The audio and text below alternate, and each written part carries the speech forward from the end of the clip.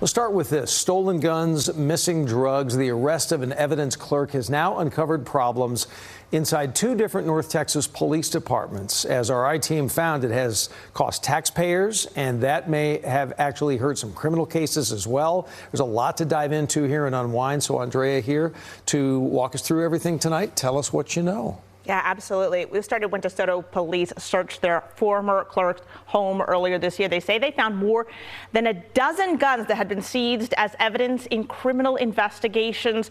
They arrested him, charged him with theft, but we discovered it wasn't the first time that clerk and his work had come under suspicion. January 2022. Photos from a crime scene show drugs throughout a DeSoto home where a man was shot to death. The bags of marijuana became evidence in a capital murder case. But just 4 months later, they were gone. According to internal records, the department discovered the disappearance during an audit of the evidence room. A property room consultant leading the project said it was one of many problems she found. In a letter to the chief, Gail Robeson called the evidence room a mess that had not been run correctly for many years. All you have to do is have one incident where something's missing, and it affects every case because your chain of custody is critical.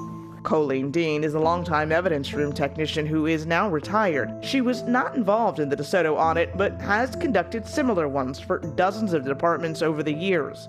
Lots of cases have been dismissed simply because maybe a department wasn't following through with audits and inventories like they should. It's a shame that you can't trust people, but you can. It's a hard lesson to learn in this field. In DeSoto, that trust was placed in Carl Edmondson. He ran the property room here at the DeSoto Police Department for 6 years, until that audit in April of 2022. That same month, he applied to work 14 miles away here at the Midlothian Police Department, doing the same job. Records show his old chain of command in DeSoto recommended him, saying he needed minimal supervision and that they fully trusted him. So he got the job here. Just 5 months later, though, DeSoto's chief reached back out to Midlothian with his suspicions. Edmondson had stolen the missing marijuana. Edmondson was immediately put on leave.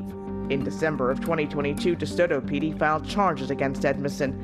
A grand jury, though, chose not to indict him, so the case never went to trial. The criminal matter was over, but the DeSoto audit was too much for Midlothian to ignore. The findings included over 3,000 items destroyed without proper documentation, 1,200 items not accounted for, and criminal cases dismissed based on the lack of evidence.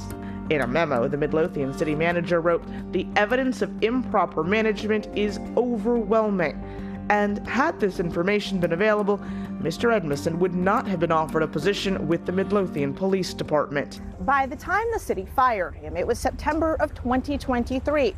Edmondson had been on paid leave for 11 months, collecting more than $51,000 in pay. Neither Midlothian nor DeSoto went public about their problems with Edmondson. But this spring came another twist. According to an affidavit, a confidential informant told police Edmondson had stolen from the property room for years, giving firearms, tools, cameras, jewelry, and other items as gifts. In April, police searched his home and say they found 18 guns in his master bedroom. 13 were from the property room. According to the affidavit, Edmondson told investigators he knew it was wrong, but once he took one, it was difficult not to do it again. Yeah, Edmondson is now charged with 13 counts of theft.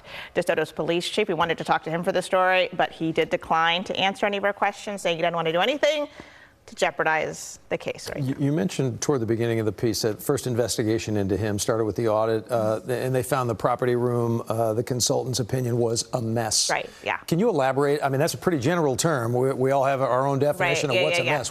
So what do we mean specifically? Yeah, well, I mean, the audit spells it out. According to the report she turned in, she found evidence from unsolved murder cases that just hadn't been logged anywhere, items from old cases that were supposed to have been destroyed but hadn't been. And she also said there were no integrity seals on evidence. Those are the things they put on there to ensure that it hasn't been tampered with. DeSoto's police chief, though, says the department has since implemented all the recommendations that came out of that audit. You talk about something that could lead to a prosecution. Obviously, that certainly sounds like a mess, yeah, from the consultant's opinion. Andrea, thank you so much.